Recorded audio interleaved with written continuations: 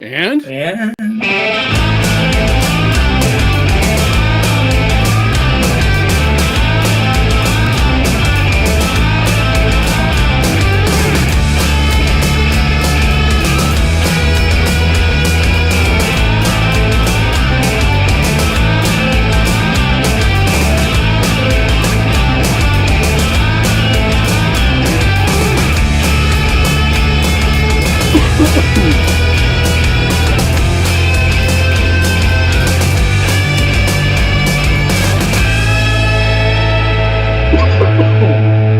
We will try to screw it up less next time, although we can't possibly screw it up as badly as the city is screwing this up. And welcome to the This Week in Worcester podcast. I am Tom Marino. I am the editor of This Week in Worcester. I'm here with Mr. John Edward Keogh. He is president of Hollywood Film Group, executive producer of Manny J Media, and a valued contributor to This Week in Worcester. Hey, John. Hey. Welcome to the party. Welcome to the party. How's it going? I'm blurry. That's how it's going, so that's good. I am experiencing technical problems over here today, folks. I just would like to start the show with that wonderful note. All right, well, I guess we'll look better that way. Okay, we'll go with that. I'm still ugly, but at least I'm not blurry. Yeah. Oh, that's not nice. Don't say that. You have a big time fan club. I don't know if you knew that. I got some wind of some fans in unexpected places this week. There's more than you realize, dude. More than you realize. Yeah, I got some messages passed along to me. Kind of at the both of us to keep on keeping on. And some of those came from inside the Worcester Police Department. So folks that run around talking about anyone as a monolith, including police officers, or if you're running around screaming ACAB at everybody, no group of hundreds of people is a monolith. And we are fortunate enough to have some great people that are in the Worcester Police Department who want to see that thing act right. But we have the very well documented, and we will continue to document the problems that department has. But just opening up with this mad feedback from you. Yep, sorry about that. Okay. Opening up with a life lesson here, I guess. No group of hundreds of people is a monolith. So thanks to, of course we wouldn't name those folks that sent along those messages, but thank you very much. And I appreciate the encouragement, and we will indeed do just that. Yeah, I will say that. I will say this. I will. I do want to kind of. I have heard some things about is there like a specific person that like stands out to us, or like an officer or a person like this. So I want to say that before this like series of reports that we've been doing over the past couple months, and even during it, we were definitely on board with Paul Saucier as the guy for the job, right? There was no doubt about that. I think that we were adamant about it. We were open about that. I would say that we even recruited people to his side. And I think that for the most part, leading up to December 17th, he had won over not just the majority of the city council and kind of their supporters, but also the folks that were in the kind of in the like non-police community. He had won over several community organizers and community leaders that were willing and open to giving him a chance. So that hasn't necessarily changed. I just disagree with some of the specific things that have happened, and that has made me say I'm done withdrawing my support for that, because I just don't think the same thing makes sense anymore. And so, but in particular, I do want to point out a different officer who stands out on a regular basis and stood out on Tuesday in Captain Matthew Early, right? Who I think Tom and I both think is a good dude. And I think that they know he's a good dude, and he's the guy they send whenever there's going to be something kind of not great, which is interesting that he was there on Tuesday night. So they might have had some sense that there was going to be a protest of some kind, right? And so they sent him down there to be there.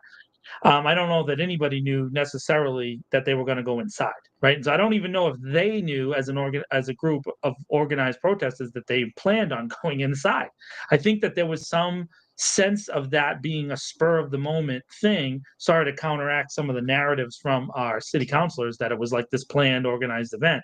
But I don't know that it was. I think that it was somewhat spontaneous and really rooted in emotion. And so I think he did a great job. And I think his team did a great job, at least inside. I know that there's one particular person. There was some pictures or whatever. Maybe there was like a shoving match. I haven't seen those yet. I know that they were talked about. I haven't seen those videos or that yet. So that's just someone put that out there. So I can't make it rush to judgment on that. I also question about whether the person that's complete and utter nonsense, Fred, and you're just making it up. You're literally lying. And so I want to tell you right now that you are a liar for saying that, because it's not true. I know some of the protesters, and that is completely false. So 100% completely false. And if you think that and you believe that, Fred, you're an idiot. I don't know what else to tell you, buddy. But that's neither here nor there. There's this idea that they were attached somehow to one other counselor, and that the counselors organized this event. I can tell you that's just frankly not true.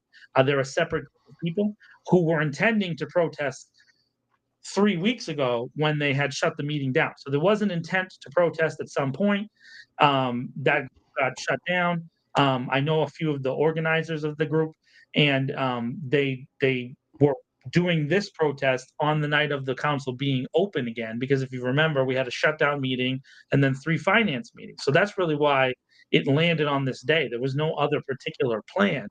So just the people who want to associate them with,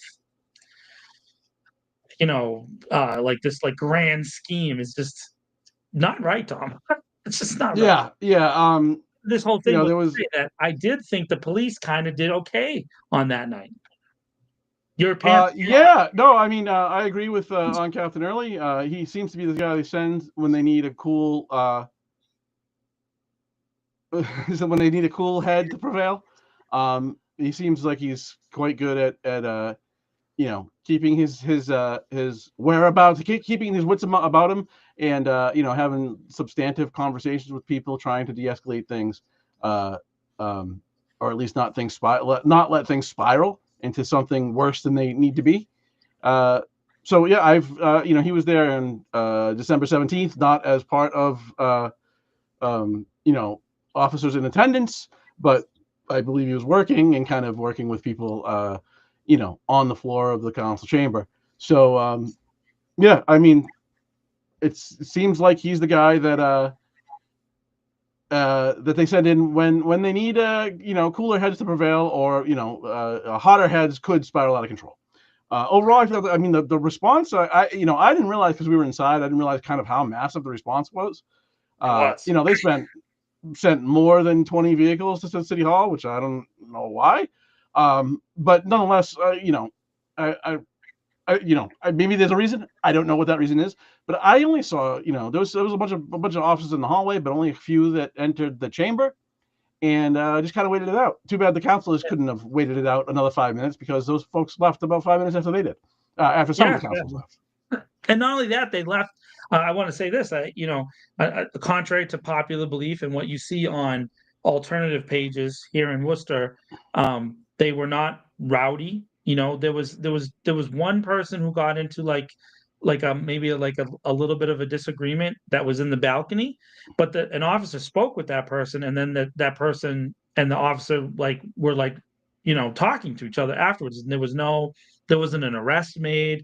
And so there was another person in the kind of front area that was towards the podium, who an officer spoke to about, there was like a little bit of an agitated thing for a second. And again, that person actually sat down next to Fred and was kind of just hanging out and chilling. Yeah, they were loud, sure. But that's the thing that this is what I find frustrating with the responses of the counselors. So what if they're loud? What does that have to do with anything? Why does loudness get attributed with negativity for this group. But when we were at the December 17th meeting, Oh, we could have had been 200. loud. Why is there a different approach? Why, like, this is a riot, and then this is not a riot? Like, yeah, I mean, Right. literally, Councilor Bergman, Councilor Toomey, Councilor Calorio, Councilor Merrill Carlson all used the term rioters in their Facebook posts related to this event. Yep. Riot? That was not a riot. You don't know what a riot is, really, if you call that a riot. It's not a riot. It was a protest. A legitimate it wasn't a rally, right? So it's not like a scheduled, convened rally where people like, give a time and coordinate with the powers that be. It was a protest. And it was a protest that, is something that is foundational, supposedly to our country, right?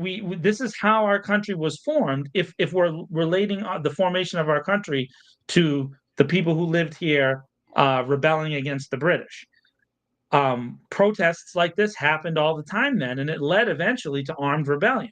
But people like I know that people don't want to talk about that because we don't want to hear. But that is the formation of our nation. Literally, that is how we got there. And I mean, and not only that, we live in the state where it started. The Boston Tea Party was not a quiet, peaceable act. It was a bunch of people throwing tea in the harbor. That's what they were doing. And I don't see anybody peeling cooled tar after it was placed on their skin, right? A hot tar that was placed on their skin and now cooled. I don't see anybody peeling tar off of their skin. So I don't think that we're anywhere near that place. So I'm hopeful. I don't want it to end in violence. But I want to say that I don't associate loudness with violence, and I think that this is part of the reason why there's such a vast disconnect between the majority of the city council and the minority, which are almost all Democrats, right? 10 out of 11 are Democrats. Right. And so it's not a majority of Republicans versus Democrats. It's a majority of moderate Democrats against maybe more left or liberal leaning Democrats. But even then, it's not really a clear cut situation. It just seems to be the people who love developers and backroom deals and people who don't. I mean, that's really my only line of demarcation. It's like there's a group of people who think closed doors, behind the scenes deals are the way to do politics, and there's another group that doesn't agree with that. And very often it seems the group that likes closed doors, it helps them, their constituents, their business partners, and their families more than it does the full body of the city of Worcester. And there's so many other like factors that I guess could get into this, Tom. But I mean, in the end, the dichotomy is really along those economic lines, and it's spilling over, I guess, into everyday life in Worcester on a regular basis now. Yeah, generally agree with all that. And people don't. So first of all, the city councilors who put out statements. Let's see. Councilor Merrill Carlson kind of framed it at the very end of her statement as, "And this is what my opponent wants." What? Just what? And interesting. There. Yeah, this is exactly what my opponent will bring more of. Okay, just dumb. Councilor Toomey, another aborted meeting. Mayor Petty said something about 40 items or 41 items on the agenda. About 5 of them matter. Understand that this city council is largely performative. Everything that's on the orders, you might as well just throw out. There's no, I mean, it's really just the council. I mean, I'm fine with this, right? The council is expressing its will, but none of that, most of that stuff won't happen. And because, they don't want to do any oversight, and 2, won't fight for the right to do so, and 3, won't fight for any money for themselves to do so. What is it that you do? You pass the ordinances that are handed to you. Yeah, they don't even write their own ordinances. So what did they do? What critical? I mean, the budget was paused an additional week. That's true. That's definitely true. But that Yeah. wasn't just because of the city council meeting. That wasn't because of the city council meeting, because they didn't finish the budget. They are behind on the budget, and they're going to have to do another finance committee meeting. So they didn't finish. So that's not this they tried to put that on the protesters. Mayor Petty in particular on Hank Stolz's show tried to say, well, now the budget's going to be delayed another week. No, the budget was delayed a week because the finance committee ran over an additional week. And a big part of that is, Tom, is that even though the city manager has been able to present his budget basically unfettered by the city council, that's whose job it is to review the budget, there have been significant, kind of errors, and the city manager has spent all 4 weeks of the finance committee meetings constantly correcting his staff with, let me jump in there with a little clarification. Let me help out with a little addition. I'd like to add on to the point of my this and that. It's a constant drumbeat of the city manager having to correct his staff. And often, by the way, I think, and this is a leadership issue, Tom, when you have to correct your subordinates all the time, that usually stems from a significant leadership deficit, because you should be able to trust your staff to be able to speak on their own. But clearly, from the last 4 weeks of finance committee meetings, the city manager he doesn't trust his own staff, and he's regularly adding on or correcting them on a repeated basis. And so you have to really look at those things as, again, part of the reason why people are frustrated, right? So when one person says something, he corrects them. So which one is right? Is the walks and grounds guy correct, or is the city manager correct? What's the correct thing? Why isn't it clear, right? Some specific things about how things are done are just not clear. And then all it is the city councils end up asking for reports that never get done. Just report after report after report. And then there's so many reports. There's literally thousands in the queue that go back a decade. Yeah. And it puts the manager, in a position where he has to, but so this is twofold, right? It's like he has to pick and choose what he does, but the problem is he also gets to pick and choose what he does, right? So he's controlling what information they get by virtue of he has no other choice, right? So naturally he's going to pick in his own best interest. That's only natural, right? Or by pressure, right? If somebody's really screaming something, they'll get it. So a big one, right? And maybe people might have missed this because of the protest, but a big one was there was a little bit of confusion over how much the ballpark lost this year, right? So, right? So the reason being is that the ballpark lost money on two separate ends. One, the ballpark came in $400,000 short in revenue paid to the city, okay? And because of that shortage, the city had to pay $300,000 in additional interest on the loan, which created a $700,000 loss. Now, if you look at the way they handle accounting, they handle that accounting in two separate pools. And the chief financial officer tried to explain that on Tuesday, Mike McGordy, right? And by the way, he's actually really good at his job. He's not a bad CFO, but they're asking him to present information that is not really necessarily cleared for public discourse, right? Because they're talking about using general accounting procedures for one pool of money, that's in how much revenue the ballpark generates.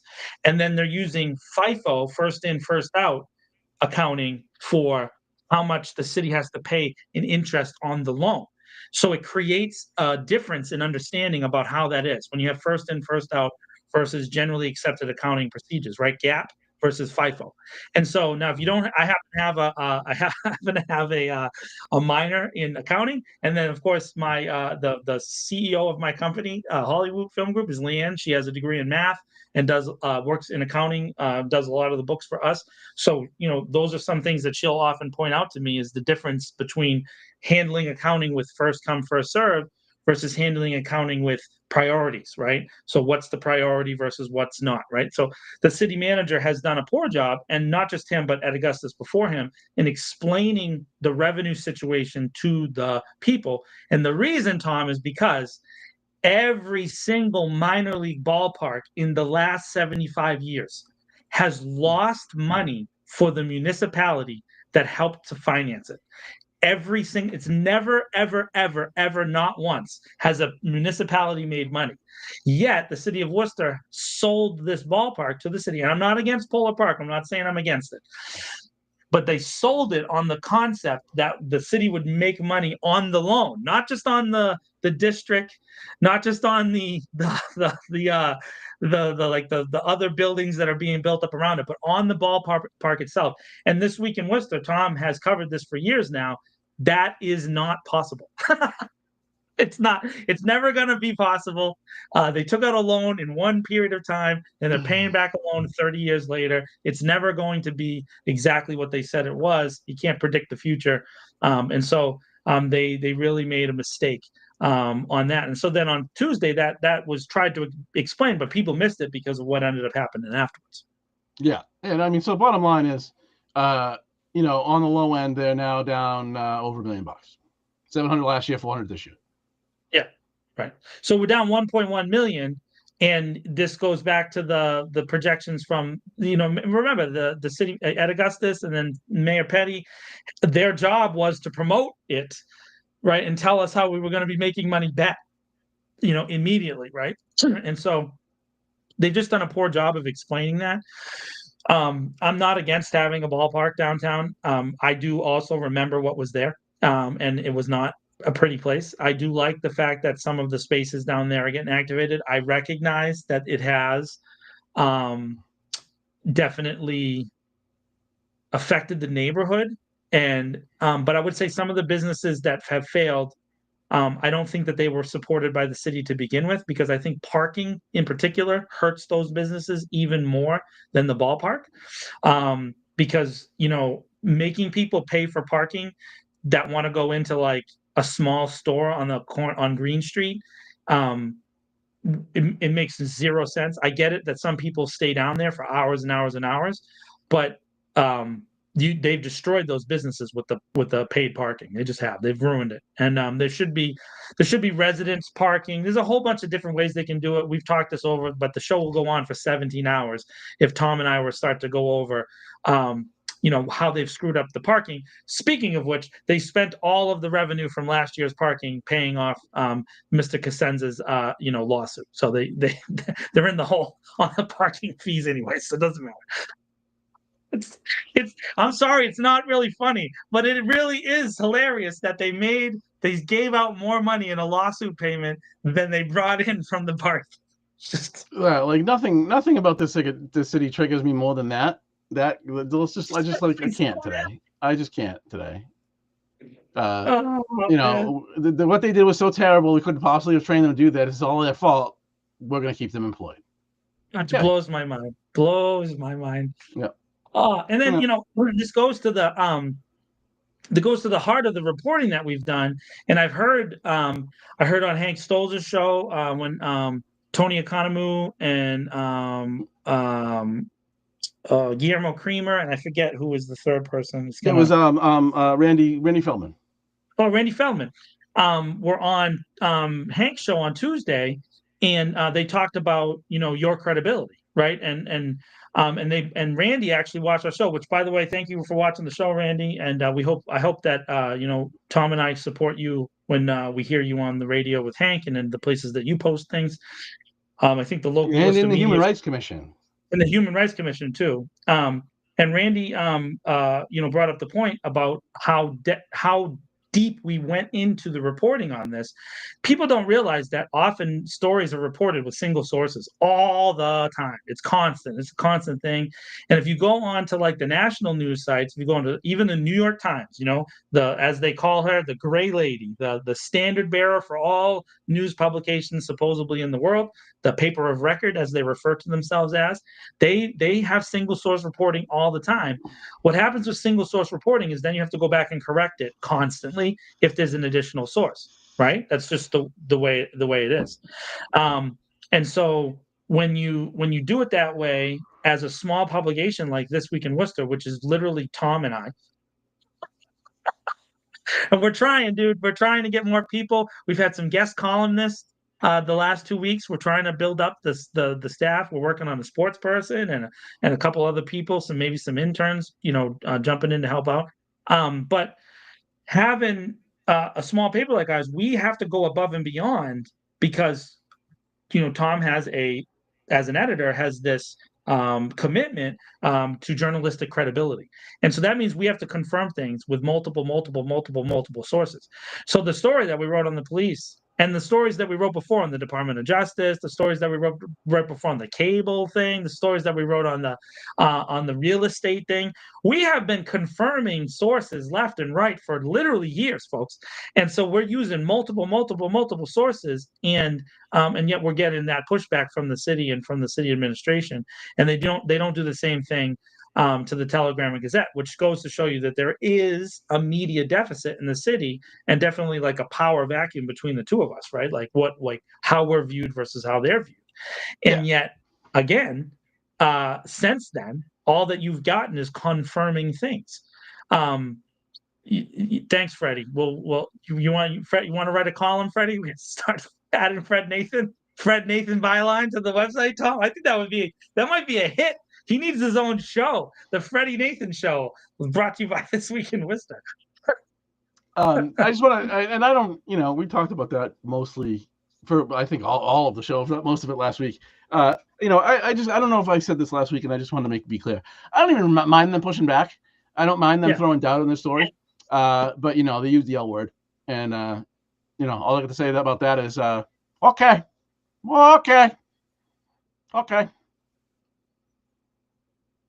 Yeah, I will say this is that the crux of the story is that we know of a conversation that happened between Chief Saucier and NEBPA President Tom Duffy. That conversation was not happy. There was some argument, histrionics, and in this particular case, Mr. Duffy was the loudest of the two. So if you go back to the time that Tom and I were reporting on, which was May 9th, 10th, 11th, and 12th, so the 4 days following the incident on May 8th, at Eureka Street, Mr. Duffy put out a press release only to the Worcester Guardian that was calling for the chief to charge the Councilor Hajiaj. So literally the content of the conversation, which was that he was telling the chief to do this, the person in question put out a press release saying what we said, and somehow they said that we're lying. It's literally mind-boggling. Who did not think? Now, I think that they rushed to respond to us, Tom, my opinion, and this is my opinion, because Mr. Duffy asked them to do so. And so, again, I don't have more than what I've had before on that. That's just my opinion, in that he was very adamant about that. But I think if you just look at it a little bit, you will see that not everybody signed that statement that the police put out. And I think that if you look into who could have signed it versus who did sign it, you might find yourself a little bit more interested in the work that Tom and I are doing, reporting the news here in the city of Worcester on a regular basis. And maybe you'll get to understand a little bit more about how we do the work that we do. Do you think I would use my own phone when this guy has been known to threaten people? Are you serious? I've got threats on my phone. Of course I'm not going to use my own phone. What are you doing? Why would I do that? Yeah, and I did. And I'm sorry. I ran it by you, but we responded a few days later to I responded. I wrote the piece. I ran it through you. You were fine with it. But to their and the only reason I would have let it lie, but just ask them not to publish lies anymore, and it just really Yeah. Because it's true, because that's what happened. It is. And so, I probably would have let it be if they were, if that piece wasn't in it. Asking us to retract the story, fine. But once you use the L word, no. And so, I did a little response to their statement, and that's going to be the end of it in writing, I hope. But we use burners, stupid. I put that right in because some context we had learned prior to that, and that was also part of motivating writing the piece, is we had learned that for lack of a better phrase, the phrase I used to make it a little tongue in cheek and a little funny was the Inquisition. The Inquisition had begun over at the police department. They were really, from what we heard, they were really digging in, trying to find out who would talk to us, and looking at phone records and whatnot was what we were told, and so I just included in the piece. By the way, we use burners, stupid. Not only that, So Tom, keep looking for our number. I feel like a spy, Tom, because I've met people, I've met police officers like in the park and like sat on a bench next to them, and they're like telling me stories. I've seen people in grocery stores and in parking lots. Like I feel like I really do. I feel like I'm a spy now, and I'm like walking around doing drops. We should start using that, like folded newspapers into a trash can with little notes. Let's not. By the way, anybody who's one of our sources that's out there, and I see some of you watching in the streams, maybe we should start to think about new ways for you to get information out of the police department, because otherwise you guys are going to get tarred and feathered. And Tom and I do not want anybody tarred and feathered. We're not looking for that, or maybe put it in the stocks, Tom. Like we put in the. Send them to the Iron Maiden. How dare you talk to John and Tom? To the stocks with you. So yeah, it's look, it's very precarious over there if if you talk out of school, because again, you don't want to be branded a rat because bad stuff happens.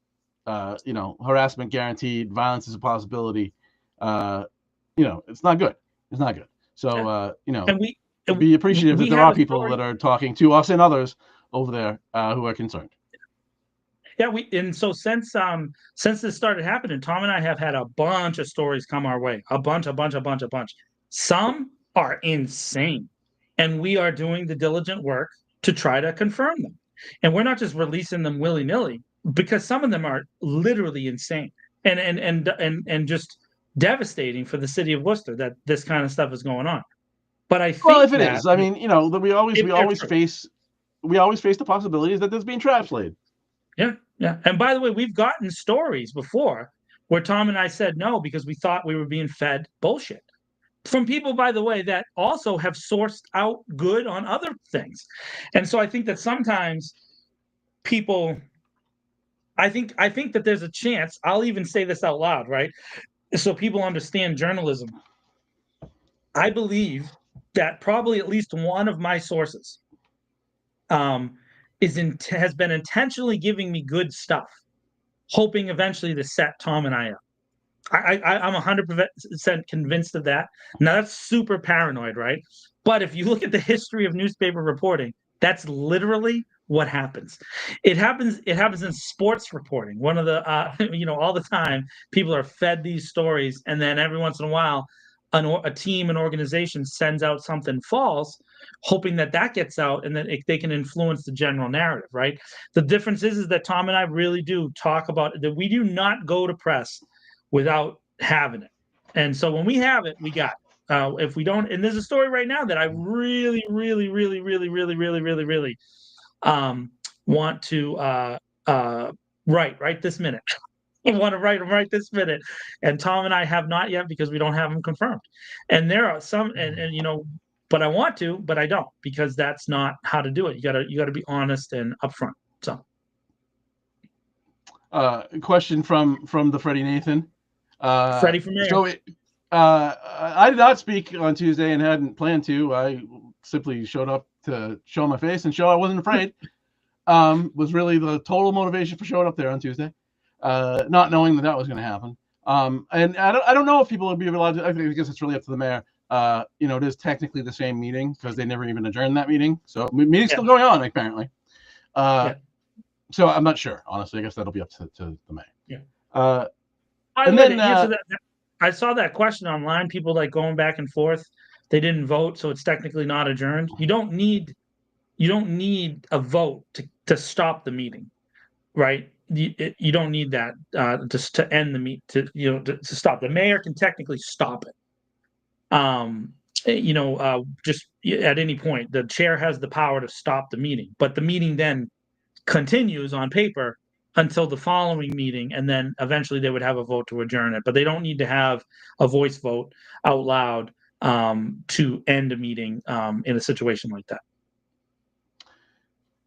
And then yesterday, I wasn't there, but you were. Tell us about what you saw on the common yesterday, which sounds like, by what you wrote, you know, there was about 4,000 for the last one. You think it was about double, so you're talking around 8,000. Yeah, but around 8,000. And by the way, I based that completely on the numbers from Centro. People know the Latin American festival that's held every year, and so generally speaking, if the City Hall Plaza is covered from the stairs to the fountain, and then hits both fences, you have about 4,000 people, right? And then if it hits, no, it's stairs to the middle of the ice skating rink. If you go past the fountain, it doubles. So in this case, they were not just past the fountain, but they were well into the pathway heading towards the big memorial, right? And then the people were thick from fence to fence on either side, pretty much all the way through that length. So that's where that estimate comes from. And yeah, it was definitely double. It was definitely much more full. It was much younger than the one in April, and it was definitely more diverse. I don't know that it was as diverse, again, as representative of the city of Worcester, because a ton of the people were still from out of town. But what I would say is this: I think that the people who came from out of town last time came back. And I think that you got a lot more Worcester residents down there this time than you had back in April. And I think, again, I think people want to express themselves. And I'll say this to Fred's nonsense about the people being paid. Of the people that went to Tuesday, I would say about 40 people, maybe 50 of them, of the 60-ish that were at Tuesday's night protest, were there in person on Saturday. And I talked to a lot of them, right? Because I know several of them. Most of them are people that live here in the city of Worcester.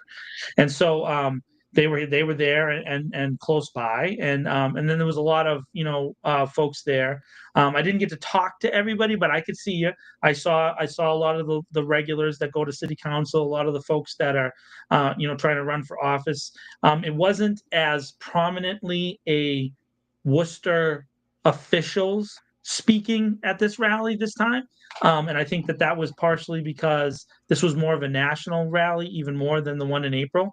And it was specifically directed at the Army, the big Army's birthday party that happened in Washington on the same day.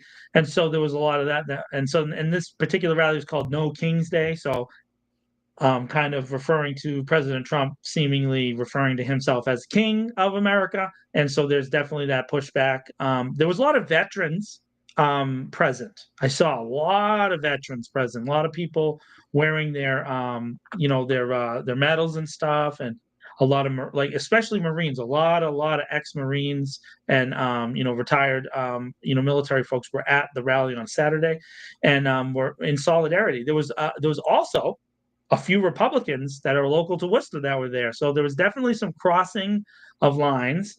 A lot of, I would say, Charlie Baker voters came out to support this rally. And so I would point out that at least in Massachusetts, we have a history of that kind of group coalescing around one people. When you get moderate Democrats and moderate Republicans, you've seen moderate Republicans get elected here in the state of Massachusetts. And I think that that hasn't happened since Charlie Baker. Maura Healey had a different coalition. And so I think you're seeing some signs of that again. I don't know what that means for the state in terms of the elections in the fall or the midterm elections next year. But I definitely see that coalescing happening quite again. And they're definitely much more emotional, because the march afterwards was the coup, which is up on This Week in Worcester. If you go check out the story, I was able to get the march, and the whole crowd pretty much marched around City Hall and then decided to keep on going. And you can see the thousands and thousands of people that were in that march. And so go check out the video, go to look at the story on thisweekisworcester.com.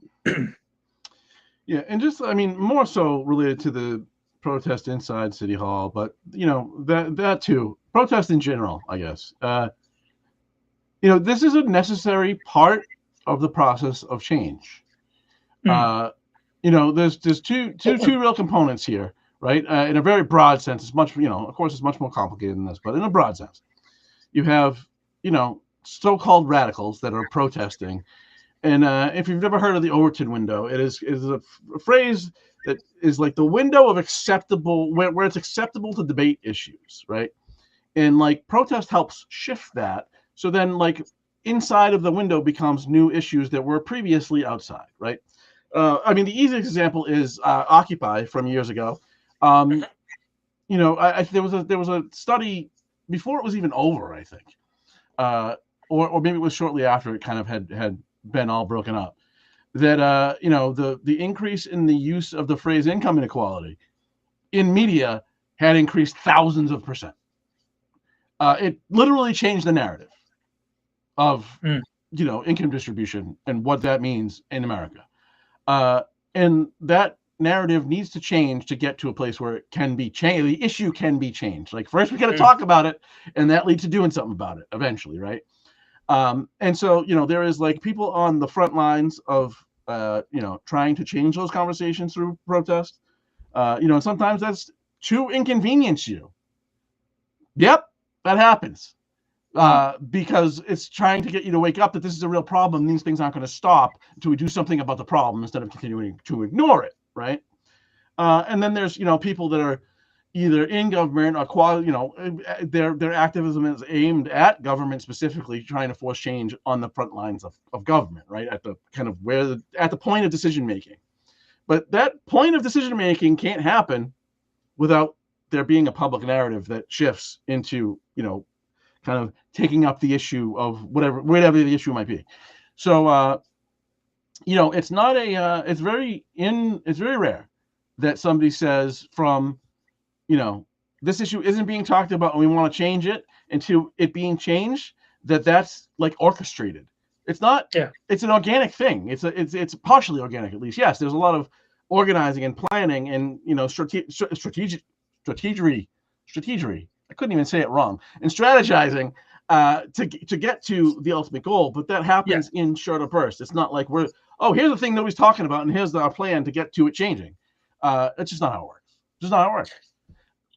So Sean's making a point there about the No Kings rally being kind of liberal coded.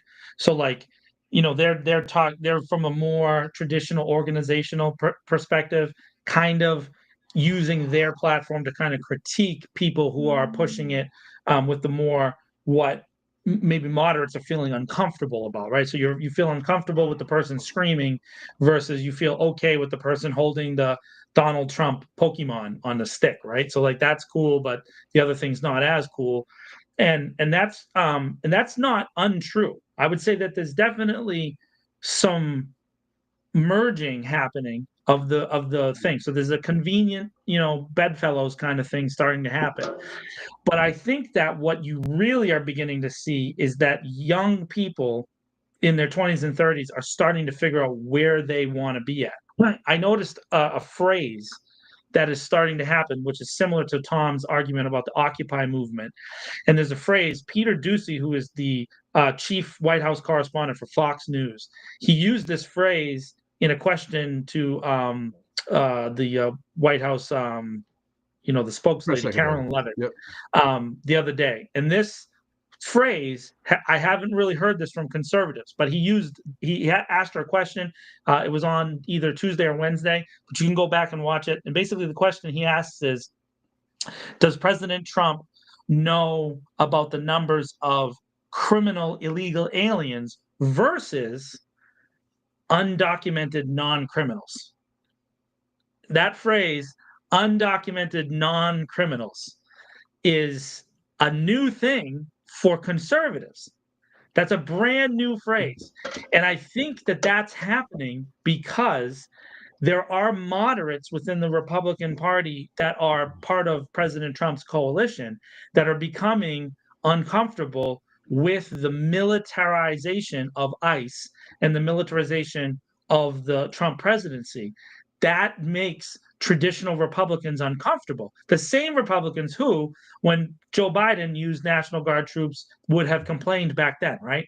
So there's this, you see this little kind of slowly moving thing. And so when you get up to Peter Ducey, who is a very prominent Republican press person, then you can hear that they're starting to make strategy decisions on how they're going to phrase it. Peter Ducey never asked a question that wasn't written for him. So just understand that right now, right? Those are intentional decisions that are being made on how to phrase it, and it goes right back to that Occupy movement. Like Tom said, they were, all of a sudden the public started using phrases that were kind of fed to them by the media, which showed a change, an underlying change. And so that means, again, this goes to the kind of I don't know how to say it, but the boardroom deals, the backroom deals that we're talking about here in the city of Worcester. You're hearing a lot more about collaboration, working together. We need to be on the same page.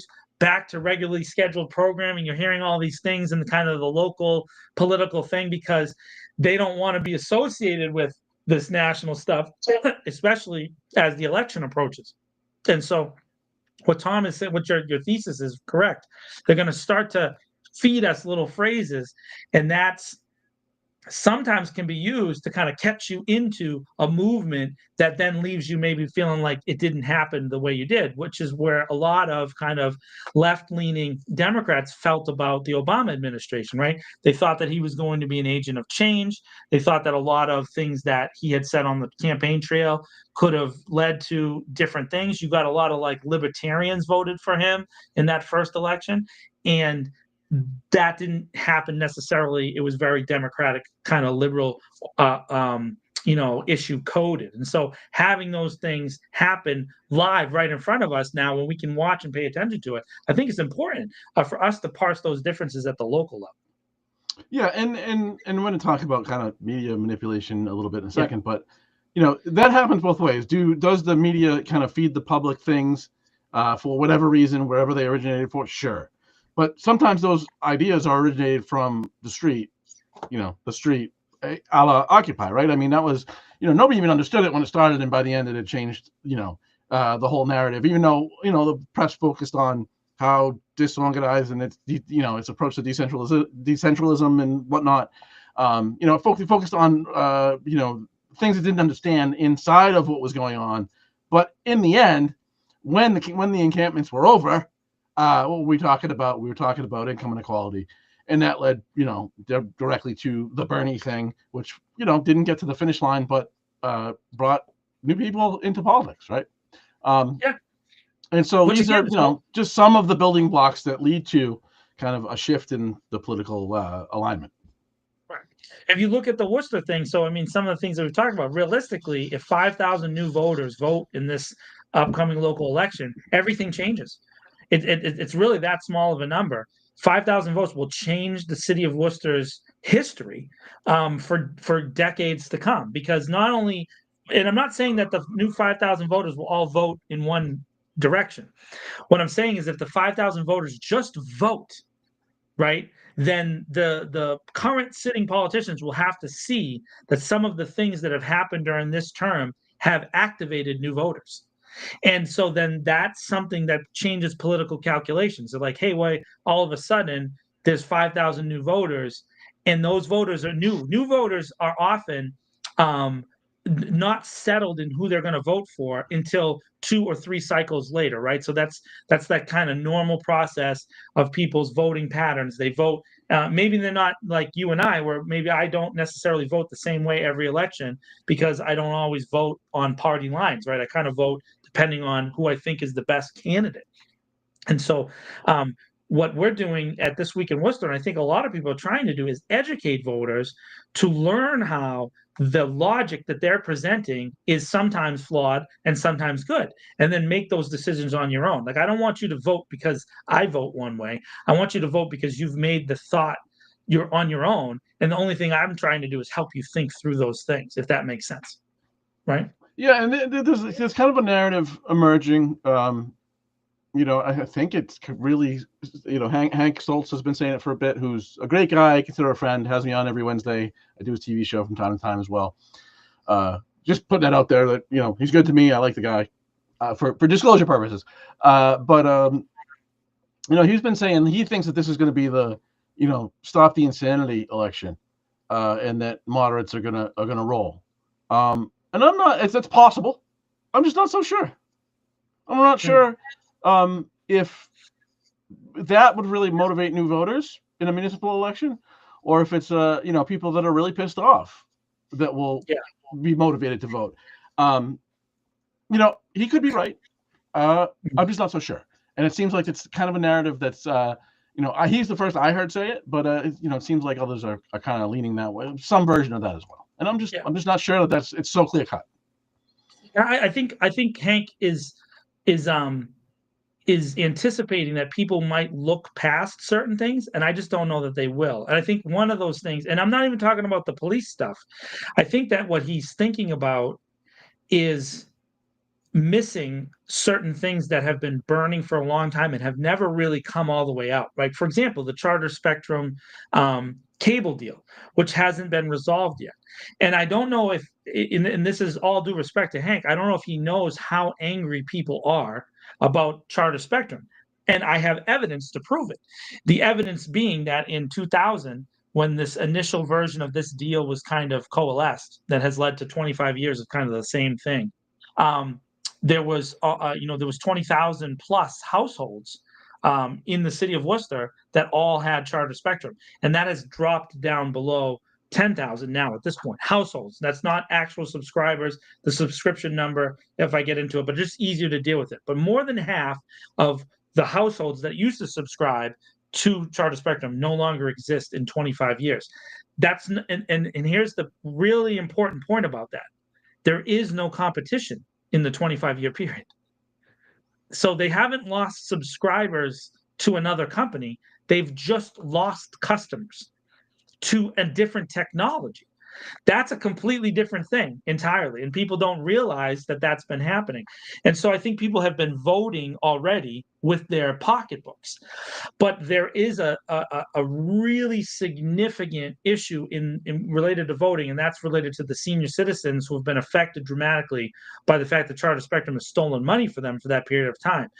And I think that they're just starting to know about this because I have seen some questions being posed to the Hanks, to Mo Bergman, to Donna Calorio. I see people starting to ask questions about Charter Spectrum on their pages. And I think that is an indication that there is some political calculus that needs to be paid for that company. And so I've been very, very on the ball about this. Is one of the issues that I've been driving for multiple years now when I was formerly the chair of the Cable Commission. And then eventually we resigned, and then now I've, moved kind of full time into the media world. And that is that this is an issue that they don't realize how bad and angry people are. And I'm telling you, this is going to be a voting issue in November because there's more to come. There's other shoes to drop, as they say. But if the city manager signs a contract before the election, which based on the law, he has to, right? But now again, maybe they won't because they're also breaking the law right now because they never, did an extension, announced a public extension back last October. So we're currently now operating without a contract, even though we are operating still with that contract. So I don't know what's going to happen. But if the city manager decides to sign it, I think there will be significant blowback for the majority of councilors. And that's like a big deal. He's listening to me. Yeah, that's what's happening. Yeah, he doesn't shut up. Whatever. We're like 3 subjects removed from the actual point, but that's all right. That's what we do. Now, everybody who's not a sports person, don't tune out because there's a broader point here. So just check yourself for a second. Unexpectedly, the Red Sox, it looks like, at least media reports all over the place saying that DH for the Red Sox, Boston Red Sox, Rafael Devers will be traded. He just signed a 10-year deal a couple of years ago. And you saw some, media manipulation. This is what I was talking about in that. And we haven't talked about this. So let's see how silly your thoughts are. Okay. Now, at some point in the past 7 years, right around 2018, after the Red Sox won the last World Series, John Henry and the Fenway Sports Group, they made a decision to change the structure internally of how they operated the Red Sox. They decided to use the revenue for the Red Sox to fund other operations, including a soccer team in England. They own the Pittsburgh Penguins. They own a race car team, and they own several other sporting entities around the world. Okay, and the Red Sox have become less a priority for winning in championships, and a lot of their revenue is diverted into those other operations. So, by necessity, they have had to engage in basically torpedoing their most visible players, and they've done it now in the same exact pattern for 3 consecutive players. One, Mookie Betts, who is an otherworldly baseball player and one of the good guys in sports history. There is very few people who say that anymore. Before he left, the Red Sox started talking about his potential injury history and how he was arguing with them at the negotiation table and how he was not a team player and yada, yada, yada, yada, yada. Traded him to the Dodgers. We all know that history. You move a little, just 18 months after that, Xander Bogaerts. All of a sudden, Xander Bogaerts was lazy. All of a sudden, Xander Bogaerts had gained a little weight. All of a sudden, he was hardballing him at the table, and then he ended up signing a deal for less than the Red Sox offered with the San Diego Padres. Very, very similar stories.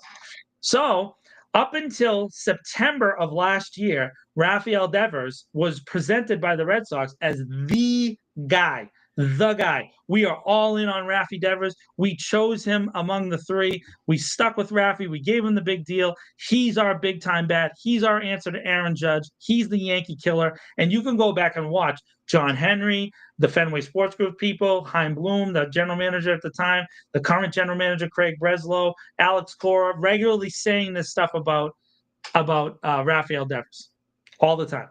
Then all of a sudden, come this year in spring training, you start to hear things. You start to hear whispers of he's not a team player. He doesn't want to make the switch from third to first. Yeah. So just a little context. So Red Sox in the offseason signed a player whose name I'm not going to remember. Alex Bregman.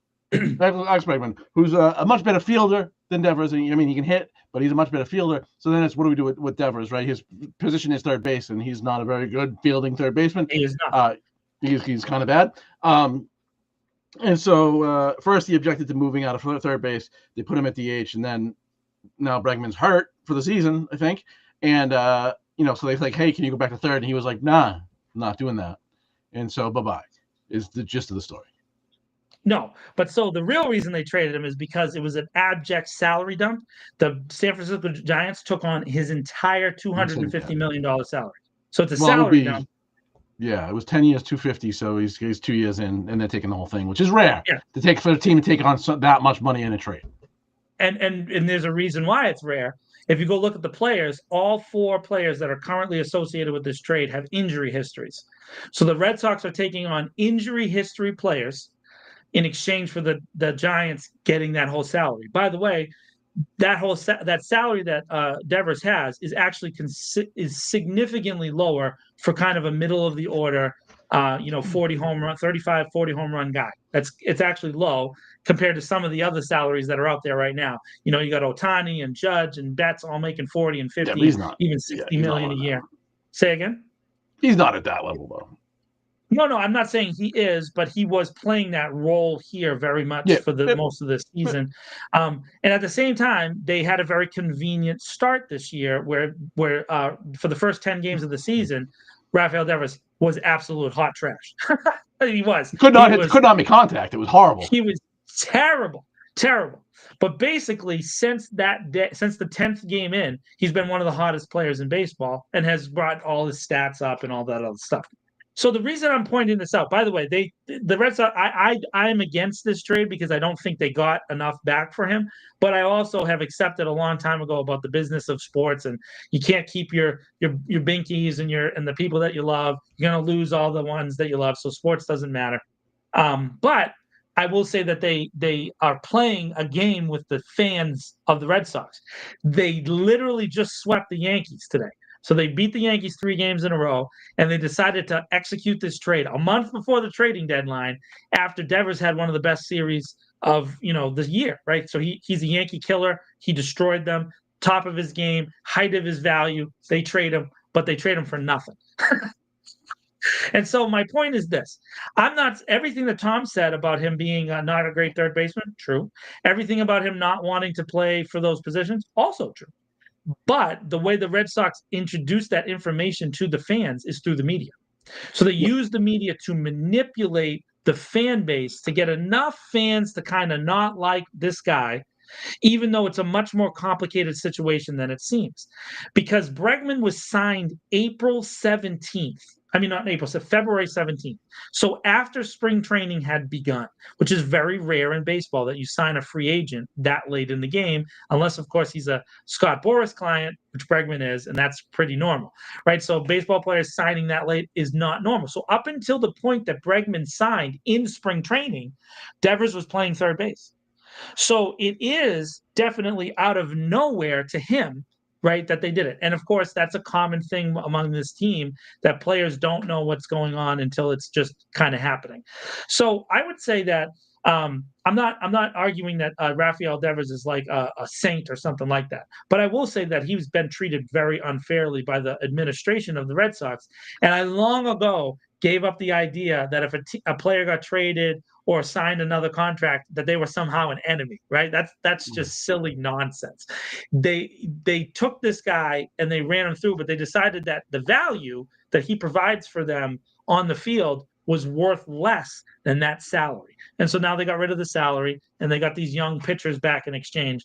But enjoy, Red Sox fans that are out there watching this thing, a horrible season that is about to be completely encompassed by a dumpster fire because they just don't have it. But they do have these three kids, right? In Roman Anthony, Rafael Cedena, and Marcelo Meyer, that they can kind of like sell the dream of the future. So we're the Cubs. We are now officially the Cubs. Back to wait until next year. Hey, oh yeah. So No, I don't necessarily disagree. I will just say that dumping that salary does open up a bunch of money for them. That means they can do something this year. Sure. So I mean that's the thing in sports is you dump that money, and especially because they're not going to have to pay any of it, which is common in trades with big money players. Is the team that's trading them actually picks up, still pays at least part of their salary. That's not happening there. So that just opened up a bunch of money for them to spend in the offseason on something, hopefully decent. But over the last 7 years, they just haven't. They've been slowly becoming a mid-market team, which really is frustrating. Yeah, but I think they're seeing they're seeing the effects of so many years of being okay with being mid-market. I think they at least spent some money. That's a good sign. They're awful. The ownership's awful. But I think the point here, rather than this being a sports discussion, is as soon as he started, the media around his unwillingness to sacrifice for team has been a bit, I don't want to say character assassination, but it's certainly been an attack on his reputation for sure. Kind of setting up for this to be palatable. That I don't know that there's going to be much. A Red Sox Nation, as they call it, is not going to flip out because he's gone. There's a lot of sighs of relief that we don't have to hear about this guy anymore. Right. And I would say that that we're watching the very same thing happen here in the city of Worcester with concerted attacks on the three. What are they now? The chaos causing city councilors, right? So you're seeing the kind of centralized media approach. So definitely the Telegram and Gazette, and definitely the Worcester Guardian has been on the attack against Christian King, Atel Hajiaj, and the Tu Nguyen, and you're hearing them being grouped into this particular way, right? Now, without evidence that they are organizing these rallies, that they're causing these things, that they're sowing chaos in the meetings. And a huge point about this is to distract you from the fact that this majority has abjectly failed this particular session of city council to manage or govern our city. And it's not, there's so many areas where we could go into this, like the cable contract, like this, like that, like all these other things. But there is just a series of things where they just will never take responsibility for their own behavior. For their own behavior. It's unbelievably consistent and across board. And so now they're going after this. Now, listen, I want to say this. I have openly disagreed policy wise with those three counselors for years about a bunch of different policies. Okay.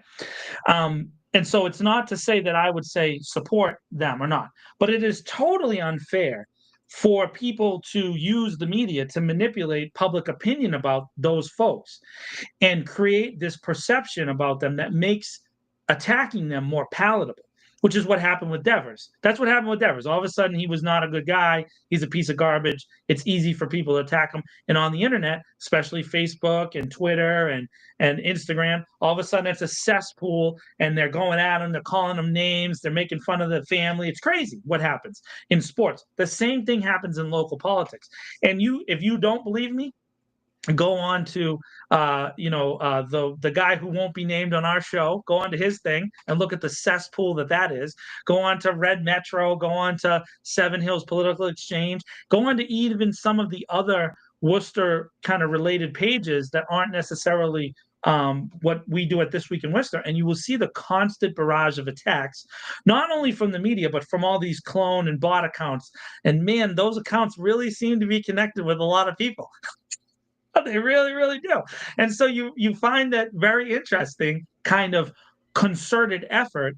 And I think that indicates that the people at the top kind of think that maybe there is some risk that the majority that they've coalesced around for maybe, I don't know, 8-10 years now, kind of similar structured group of people, not always the same counselors, but basically the same 6 or 7 votes, is maybe at risk.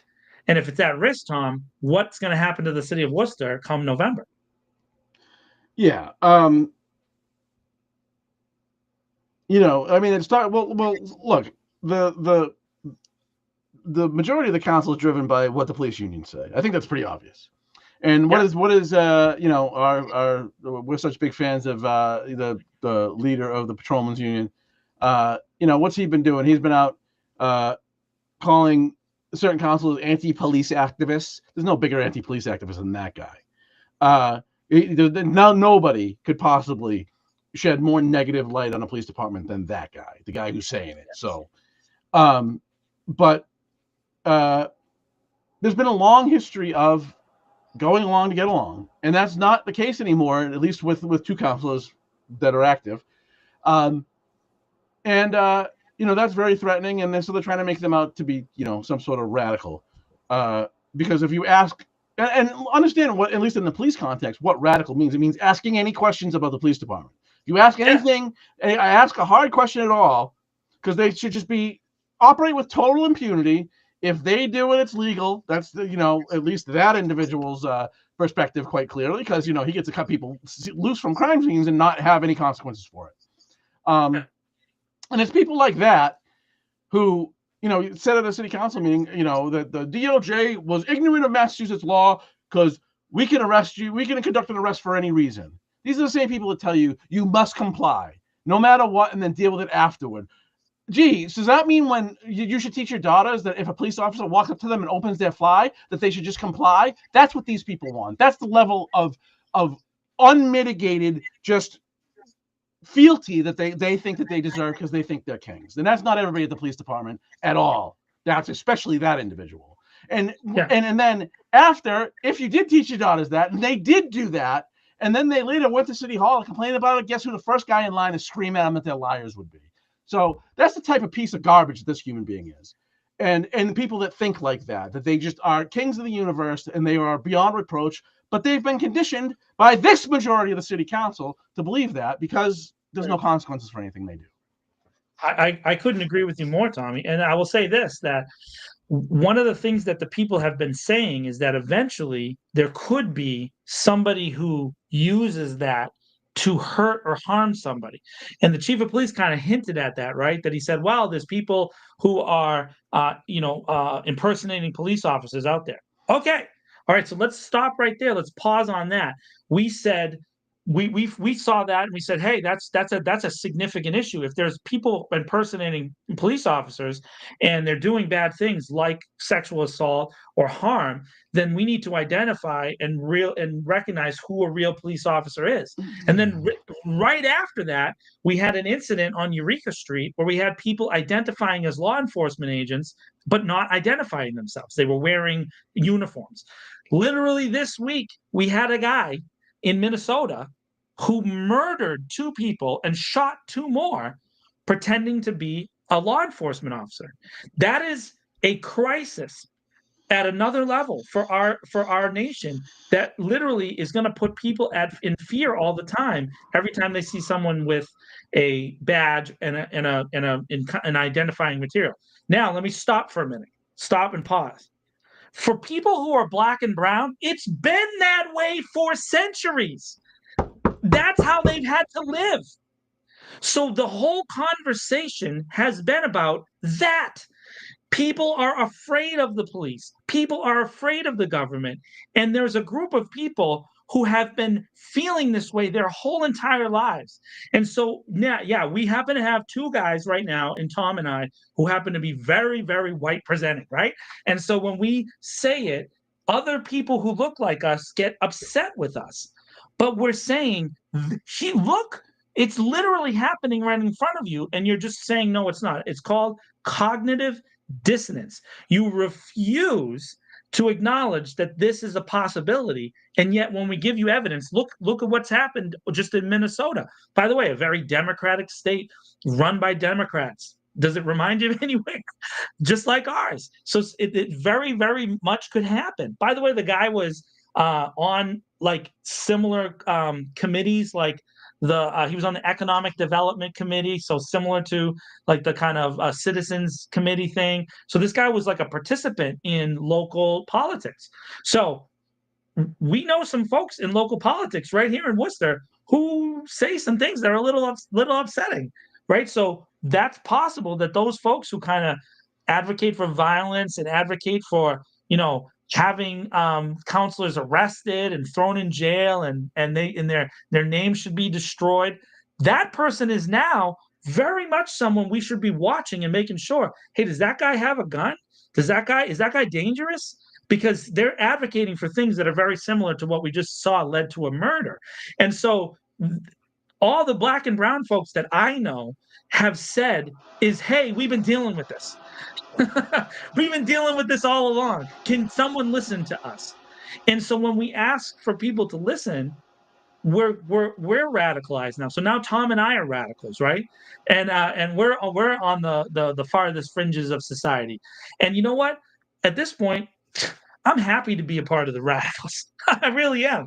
I'm happy to be associated with them because you know what? They actually care about people. And I'm not saying we all agree on every policy decision. That's a different thing. But when it comes to people feeling safe and being able to engage with their own government safely and being able to feel like this person represents them and cares about their issues and their needs, man, cover me a radical and slap some kind of jersey on me because, man, I'd rather be associated with those people than someone who is okay with like the tough guy and if you don't have anything to hide, blah blah blah attitude. Like screw that. I don't want to live like that. I don't want to be in a society that thinks that that's cool because it's not. Yeah. It's not about hiding what's illegal. It's about hiding something you can spin or you can manipulate. Like one was a police officer was found to have done by a civil jury, which we talked about last week. But just comply. What could go wrong? I mean, you have a group of people, most of whom were fine at worst, right? They're fine at worst, if not good or great. At least they're not like, doing things that would otherwise be considered crimes if they didn't have a badge on. And then you have this group of people that just, you must comply, you must follow orders. These people would be, if, you brought up the revolutionary times earlier in our conversation here, these people would absolutely have been royalists in colonial America. They would have absolutely been loyal to the crown. King Henry knows what he's doing. Just comply. How dare you? Just comply, He'll help us defeat the French. Right.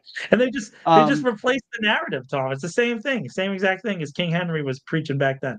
Just with instantaneous internet versus mailing letters across the sea.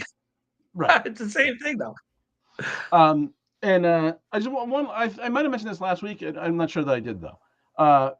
So in Minneapolis has had one of the worst police departments ever, maybe. Right. King George. I'm sorry. Yes, there you go. I don't want to sully King Henry because he was definitely a cool guy too. My bad. And they also had a pattern and practice investigation, which was devastating. And this is back when the government actually did things before this administration. And so they got to a consent decree that was filed in court. And then I think 2 weeks ago now, the president sent somebody to court. They wanted to pull the consent decree. Basically, he didn't want to pay for all the compliance stuff on the federal government's end. And it would cost Minneapolis a significant amount of money for all the compliance that they had to do with this consent decree. But Minneapolis actually opposed this. They didn't want to be out from under the consent decree. And then when the judge sided with the administration and said basically that Minneapolis is no longer under federal monitoring for its police department, the chief of police in Minneapolis went and had a press conference. And what did he say? We're going to follow the consent decree anyway. We're going to do the things that we agreed to do anyway. And that's great. And that's the thing, man. Yes, I meant George. Yes, for everybody in the chat who's hammering me, I'm sorry, slip of the tongue with King Henry, but definitely George. It was definitely King George. And so, yes, I do know my kings. I know that they all sucked because they were English and I'm Irish. So screw all the kings of England, including the current Jamoke, King Charles. How about that? So screw all the kings of England. So, by the way, can't we all be on the same page that England blows? Can we all agree with that? They all suck. The thing that we're asking for is very similar to this. We just went through this, and just a really simple thing because we've gone over it a bunch of times. But when Steve Sargent, who was just the chief of police 19 months ago, said literally in the city council chambers, I have never seen racism in the Worcester Police Department in my 30 years of being a police officer. When he had investigated it, he signed off on internal investigations that investigated racism in the police department. Right. But we have to go by his public statements, right? So he was bold-faced lying when he said that. He knew it, right? And so then I love that the English royalty stuff is popping off in our chats, right? So, anyways, the fact that he said that, and then we have a new chief who admitted that there has been actual racism, and then it was backed up by two distinct organizational reviews, right? That were both very consistent in what they were saying, right? You had two separate things, and then we point out the Post Commission being not enough to create oversight, right? It's not enough. We have an actual example of why the Post Commission doesn't work, but then we get pushback from the city councilors. And the example is really simple.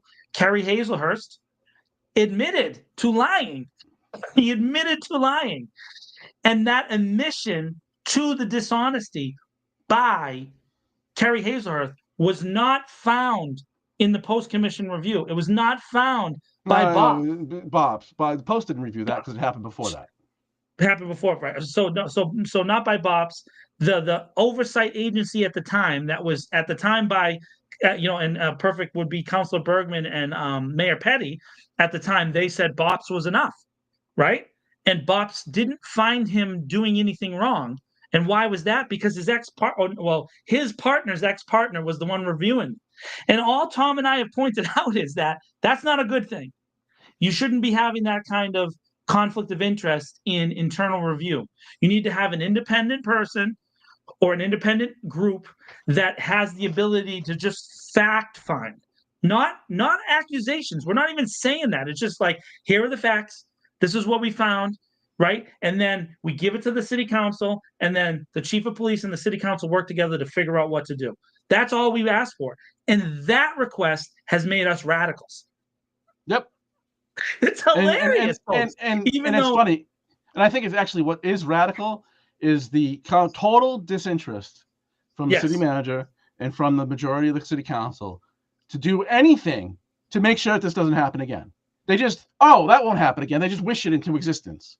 When in fact, a man was incarcerated, a resident of the city was incarcerated for 16 years, and there was DNA evidence that belonged to somebody else in the room, and the way they undermined it was to lie on the stand.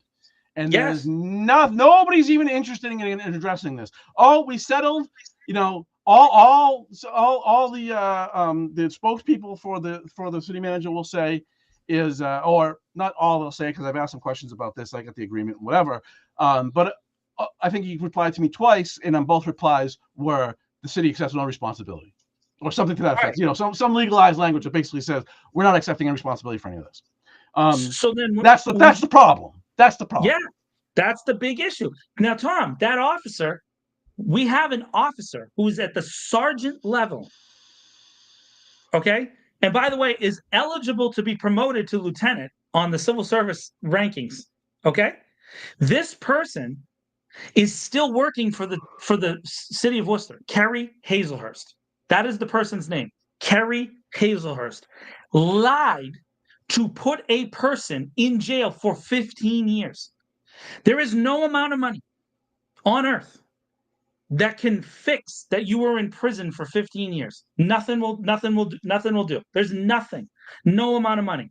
But that money was stolen from me, from you, from the voters of Worcester, stolen by an officer who lied, and the city protected him. And he still has his job, and he has no record of this thing being on his record officially, so it will not affect his pension when he leaves and retires, and we pay for his salary and his pension for his whole life. Now, I understand there's members of his family who have been very ardent towards me in their explanations. It doesn't matter. He admitted that he lied. We have it on record. You can't go back. It's there in the settlement agreement. You can't change what the judge said. You can't change what the prosecutor had to end up saying. You can't change what the facts are. This dude is an officer who lied. He can never be trusted again, ever, to investigate somebody fairly. And even if he did do a fair investigation, right? Let's say we forgive him, and let's say we allow this to move forward. Fine. For all time, anytime he does do an investigation, that now of maybe the bad person, maybe it's a really bad guy, his credibility will be questioned in court. It affects the police department's ability to operate and do its freaking job. It really does. Because now he can't investigate something without it being called into question. Folks, he can't even supervise a different officer because in this case, that's what he was doing. He was in the middle of supervising another officer on the case. It's so horrible, folks. And no, did anybody die? No. But a dude still went to jail for 15 years in the prime of his life. And we had to pay for it because the city of Worcester, Ed Augustus, Mayor Petty, Councilor Bergman, the majority of people protected a man who lied under oath in multiple court cases about this particular situation. And that really has to be something that needs to be handled by an outside agency. That's not very radical, I don't think. I don't think that's very radical. It shouldn't have to be handled by an outside agency, but, you know, they're not going to do anything. They're not even going to review the case. And I'm going to do a story on this in the near future. I just said this last week. I'm going to do a story about this in the near future. And I will also make available the full decision of the judge when they heard, when the city or the officers involved with the city's lawyers, city paid lawyers, same representation of the city in the case until it was removed. But they, of course, appealed the jury decision, right? They tried to get the judge to throw the jury decision out. It's a very procedural thing, happens all the time. But that, of course, forced the judge to write a decision to the appeal. And it really goes through the facts of the case in a pretty devastating way. And I'll, you know, when I do the piece, hopefully this week, I will make that full document available and you can read it. And it just goes through just like what happened in the criminal trial, what was found in the civil trial, And I mean, I talked about it last week. Hazelhurst says he searched the room at the time of the crime, specifically looking for a piece of clothing, because the person who did commit this crime was, according to the victim of the crime, was in their underwear. So makes sense that they probably took them off in the room. Said he searched, actually didn't.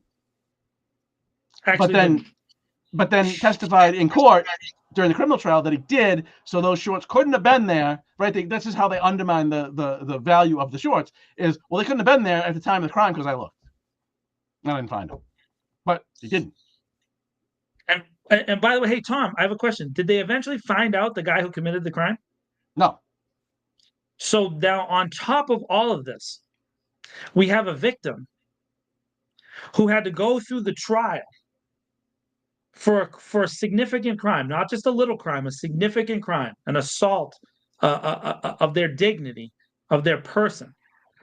That person was told by a prosecutor, by the police department, by this particular officer, that they had the guy.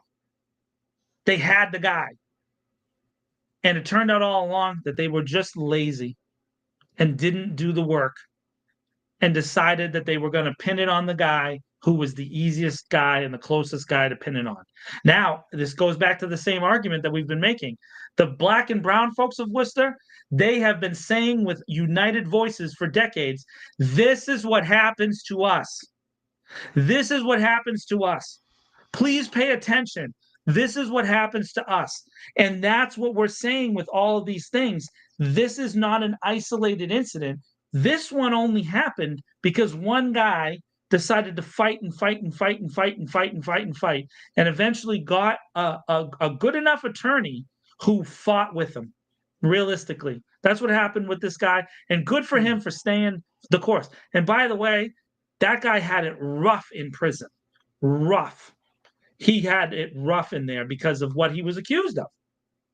And so there's so many layers to the wrongness of this scenario. And what we're trying to say is we don't want that to ever happen again.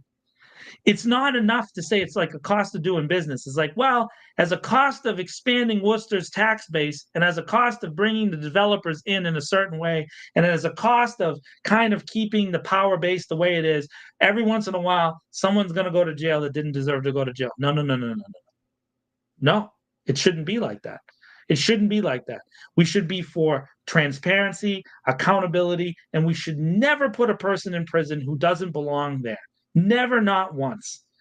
I would rather 1 million guilty people go free than one innocent person ever suffer a single second with cuffs around their wrist. It should never be like that, in my opinion. Now, I'm not saying you all have to agree with that. That's a pretty, wide approach to be, but I don't think that anybody innocent should ever spend a single second in jail.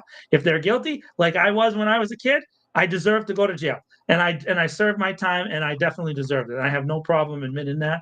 But for someone who didn't do it, they shouldn't go through it. They shouldn't go through it. I just have one other brief anecdote that we didn't discuss, so this will be a surprise to you.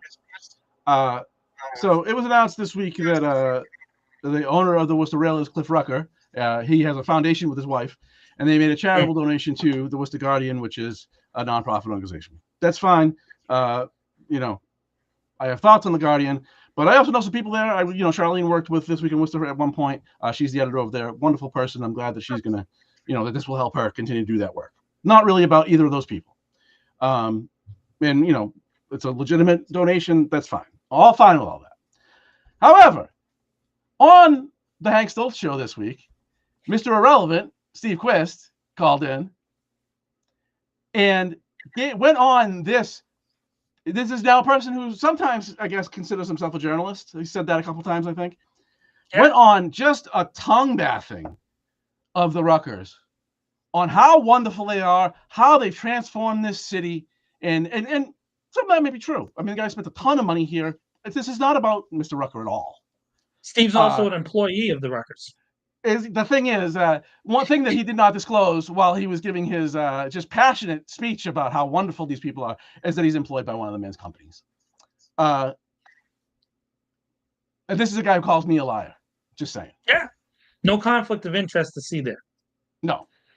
And again, that has nothing to do with the Guardian or the Rutgers or their ability to do whatever the hell they want with their money. Really nothing to do with them at all. It was just really the context of this individual decided to not disclose that he happens to be employed by one of the men's companies woo! It was like the guy was getting a Lifetime Achievement Award and Steve was presenting. It was really over the top. It made me laugh so I thought I'd share it with y'all. Yeah, no, I think I heard the same thing, and of course everybody every time Mr. Q pops up in the local media, I get phone calls, text messages, screenshots of everything that he does. So, which is fine. But I will say this: I have nothing bad to say about Cliff Rucker. I don't think that he's necessarily a bad dude. I think he's a good guy. I've met him a couple times. He does support a lot of charities in the city, and he's helped up a lot of things. He brought the railers here, obviously, after the Ice Cats thing. Again, yet another Worcester debacle. We could talk about, just the Worcester history of how things happen and what city councils and city managers past have done.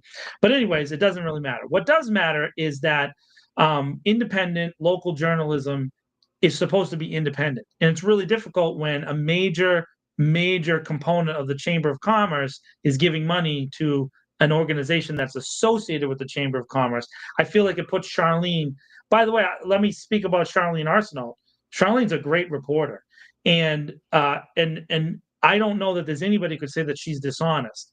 But of course, this is paying for her salary and for her to be taken care of and for her ability as an editor. And I don't think Charlene's taken a big salary. I think that she's using the money to budget for the Guardian itself and bring on other people to work there. So let me say that out loud. I think she's trying to manage a newspaper. That is what it is. But the Guardian has printed some things in its lifetime that seem very targeted towards one particular political section of the city, and it's hard to see that there's an alternative. Now, maybe there's a future with this money where Charlene is going to try to do her best to balance out. And if you look at her track record in her history with different publications in Worcester, she has done that. So I'm willing to give Charlene the benefit of the doubt and the benefit of that she's going to use this money in that way. But I do understand why people are asking questions. And then I think that that's something that, by the way, you should ask those questions of me and Tom. I think that you should ask those questions of Manny over at Manny J Media. I think that you should ask those questions of the Telegram and Gazette and Spectrum News and WCCA and anybody who gets involved with the local media. You should be willing to. And Hank Stolz, Mark Henderson of the 016. I mean, we're a very small group of people that are trying to engage in reporting the news. And I think that it's part of our job is to answer those questions from the people that listen to us and read us. And so I think that Charlene is generally open to that. I think that online, it's hard to answer those questions because people go on the attack, right? They really, really do. And I've seen that kind of this week kind of come out. And so I would say that the better way to do it is to talk to her directly. And I think that you might find yourself thinking, but I also think the questions are legitimate as well. So. Yeah, I mean, I would just say that, look, I mean, I think it's I almost said Ice Cats. So it's the railers that are and probably his companies for, he has the bar and a few other things here, many other things here for that matter. I'm not sure which businesses of his are members of the chamber, but I mean, that's a common thing. I don't have any frame of reference on, what his influence might be there. So that he donated. I mean, look, it's a 501c3. It's approved. There's nothing wrong with the donation. Questioning anybody's reporting is legitimate for sure. I forgot about. I'm sorry. Can you put that on the screen? I want Bill to be able to come back to our podcast and see that comment from Sean.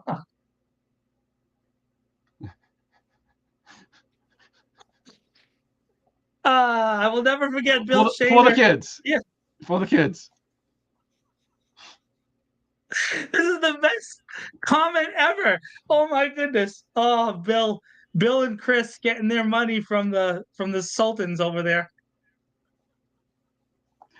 I love And yeah, a quick shout out to those guys. Oh, Actually, that's that you bring them great. up. I forget what his podcast is called. Stray Which Cats. one? Bill's podcast. Bill and Stray Chris. Cats. Yeah. Yeah. With Chris They Robart. Bill Shaner and Chris Robart did a good chunk of their podcast this past week on our piece on the situation we talked about with the police department. Appreciate that very much. Yeah, I think they do a good job. I think that they bring a different perspective. And so, by the way, what's wrong with that? What's wrong with having another voice in the city talking about the city? Don't we outdoor cats? Outdoor cats. It's outdoor cats. Outdoor cats, right? So, and they have a different model than we do. Obviously, ours is a website based that we push out to social media. Tom doesn't use a paywall. Now, Bill doesn't use a paywall all the time, but he also has a subscription where you can get access to more stuff, right? So there's just a different model that they approach it versus how we approach it. And I mean, I think that's cool to have different things. Like, what's wrong with that? What's wrong with having different kinds of approaches to the news and to the media right here in our own city of Worcester? If we want to say Worcester's the second biggest city in New England, shouldn't we have the footprint in the media that reflects the value of our city as the hub of Massachusetts? Right? Don't we want the heart of New England? We did say outdoor cats. Yeah, we did. We said that. So yeah, I think that people should listen to their show too. Go over and check it out. I fear no competition. I actually like them. We went on that show, and they had a good interview with Ashley Spring a couple episodes back too. I really do think that having more voices talk about these things on a regular basis is good for Worcester. And that's what I'm about. I mean, the name of my company is wait, right there, Hollywood Film Group. It's about Worcester. Hollywood, Woot is related to Worcester. And Tom's name of Tom's newspaper is This Week in what city, Tom? I heard of this place called Worcester. Yeah, it's in Worcester because we all love Worcester and we want Worcester to be better. And so I just don't know that, not celebrating or opening the door to more things. Even the Guardian calls itself the Worcester Guardian. That's a good thing. There's nothing wrong with that. I think having more media is a good thing. Having more voices is a good thing. But it also does open you up to criticism, and you should be open to that criticism too. So even if by the way, I mean, I get hammered online sometimes. Oh my God. hammered. And what's the worst thing that's going to happen? You know what I mean? But I still, when I start promoting the movies, who's the first person I go to? I go to Tom, and then I go to Hank, and I go to Manny, because those are the guys that have always supported me, always. So why wouldn't I go to them? I go to them right away. I go to Victor. I go to Craig over at Worcester Magazine and Telegram. I know these guys. I've known them for years. And so they have invested in the city of Worcester, and we should too. So, listen to everything, read everything, but question everybody. Question everybody. Yep. Don't fall in love with people because you agree with them. And that includes me. So I think that you should fall in love with Tom because he's fine, right? You check out Tom. By the way, there's a competition online. I'm just saying, Tom was saying how he feels about himself. The more the merrier to jump in the chat and say how handsome Tom is. Come on, get in that chat. This is how secure I am with myself. Get in that chat right now and tell Tom Marino how handsome he is. This is a good as he squeezes his face. There you go. There's a smile right there. Woo! It's okay, Tom, for friends to support friends. Let's go. Let's get this. See, Maria checks in the chat. There we go. Maria has to love me. We've known each other 7,000 years. Since the beginning of far too long. Since I'm pretty sure that Moses introduced us. Moses. Yeah. He also swore he introduced us, and he swore in the mayor for the first time. There we go. Sam Sachs. Tom is. It's getting weird. We gotta get out of here. It's getting weird. Yeah, it's getting weird. No, it's not. Sam is a solid supporter. It's getting weird up in here. Let is you. This is the best episode ever. You bleeping guys. All right. 140 is good enough. Let's go to John's favorite part of the show. And see, this is what I'm talking about when it comes to questioning the media, folks, because as you know, every single week, Tom Marino tries to point out that this is not the best and most favorite section of this show worldwide. Worldwide. We've had people from Dubai check in and say that they love the time of the show where I asked Tom about his favorite things. Eventually, I'm working on a jingle for this, by the way. There'll be a little jingle, Tom's favorite things jingle, set to the tune of my favorite things from The Sound of Music. That's for the future. I'm working on that jingle, and there'll be a little opening to this section. By the way, there are sponsorships available for Tom's favorite things. If you would like to sponsor this section of the podcast, you're more than welcome to reach out. You can contact Tom or me via email, via DM, text. You can set a carrier pigeon. If you're going to give us money, we'll respond. I promise. And you can get your business right up on This Week in Worcester's website, which, by the way, consistently defeats the man who shall not be named on a regular basis, except by a letter that's way down there in the alphabet. We smash that dude in the ratings on a regular basis, and you can check that out. I can show you that information if you'd like, and then you can get yourself involved with sponsoring the show. But on Thursday, Tom, in Norton, we had a spectacular fundraiser headlined by the one and the only Maddie Smith from the popular show Wild and Out. It was unbelievable. And at that event, we had Lauren Duke, who's like a local podcaster and comedian. She was like the the opener and the host. And then Trevor Pennick from the band O-Town actually gave a comedy set, and it was unbelievable. I'll be releasing the clips over the next few weeks as we're still fundraising for the movie Old Friends. And then Aaron Lidecker, who's a local comedian from Boston, very experienced. He did like about a 25-minute set, and then Maddie ended it. So I thought this would be a really good time to ask you, and I'm going to pin it because you've given me your favorite comic of all time, right? I can't ask you for like George Carlin era comics. So what I'm going to do is I'm going to make it harder on everybody in the chat. I'm going to ask you your favorite modern comic, and I'm going to pin modernity to the year 2000, right? So that's going to be the year 2000 and kind of on. Who's your favorite comic of the modern era of comedy? So that like you lose like Carlin, you lose not that anybody would want. You'd lose Roseanne. You lose Jerry Seinfeld. You lose all that kind of 90s, 80s, 70s, 60s crowd, and it kind of brings you into the 2000s with some of the more modern comics. Dave Chappelle, Bill Burr. Those Conan O'Brien, like those kind of that kind of modern comic strain. So, who's your favorite modern comic? First thing. So, let us not overlook. Roseanne's absolutely crazy and lost her mind, no doubt there.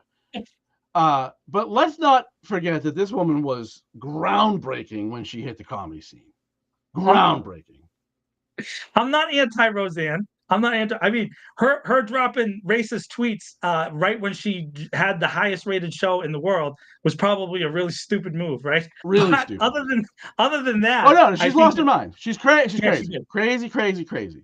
But she went nuts. When she hit the comedy scene, like nobody had seen anything. Nobody had seen a female like this before. She was unbelievable. That TV show was one of the best TV shows of all time. The Roseanne, the original first 5 years of that show was lights out. One of the best shows I've ever seen. Yeah. So I don't know if this is. I mean, I said before how I rate the tiers and my personal favorite are different.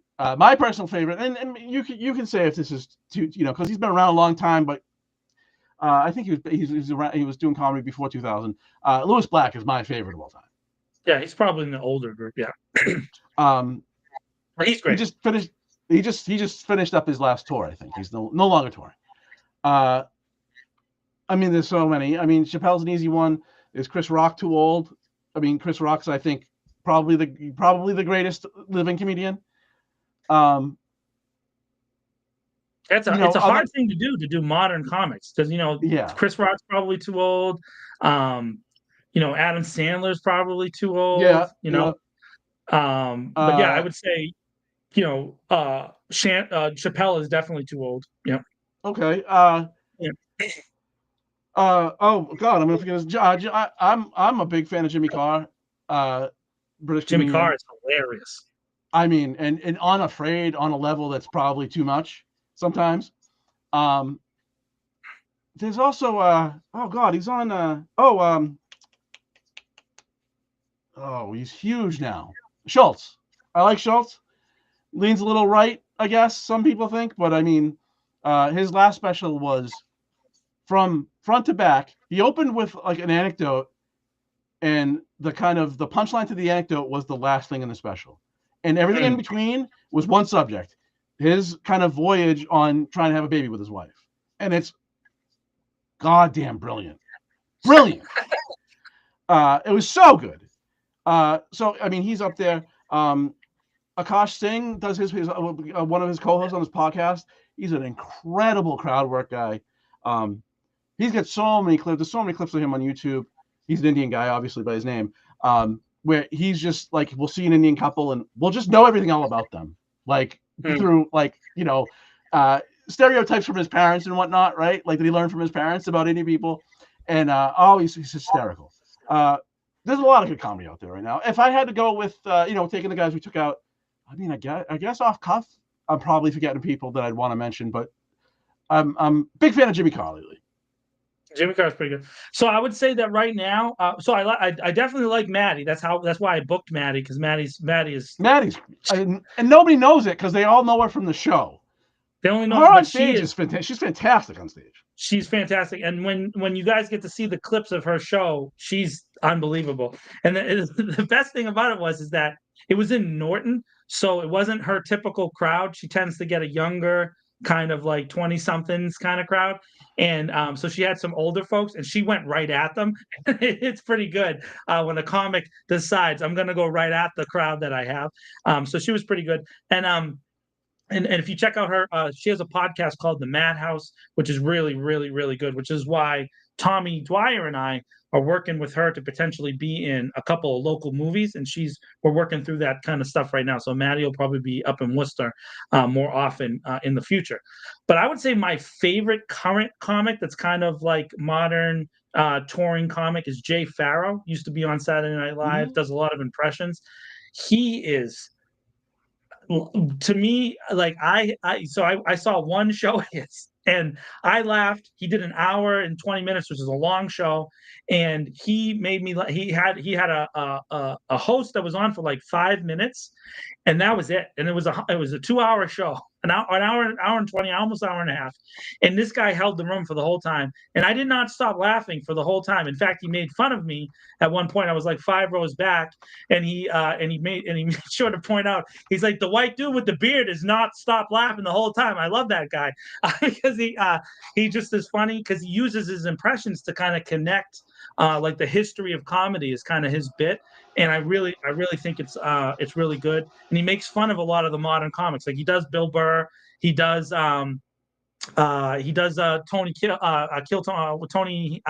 Hennick, he does O'Brien, and he does all like the modern SNL people all the way from front to back. So just a tremendous guy. But he does about 15 minutes as Eddie Murphy, making fun of his other impressions.